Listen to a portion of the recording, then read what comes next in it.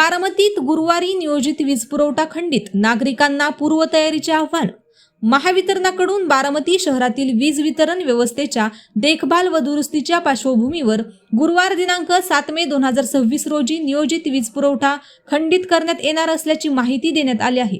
या दिवशी सकाळी 10 ते सायंकाळी 5 या वेळेत शहरातील काही भागांमध्ये विद्युत पुरवठा तात्पुरता बंद राहणार आहे।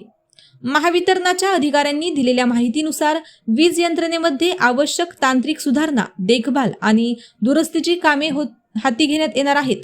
यामुळे भविष्यातील संभाव्य बिघाड टाळणे तसेच ग्राहकांना अधिक स्थिर आणि सुरळीत वीज पुरवठा देणे हा उद्देश आहे।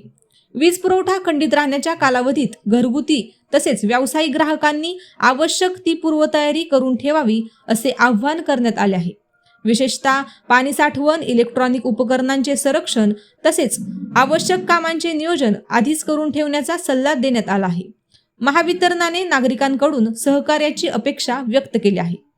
नियोजित कामे वेळेत पूर्ण करून शक्य तितक्या लवकर वीज पुरवठा सुरळीत करण्याचा प्रयत्न केला जाईल असेही सांगण्यात आले आहे।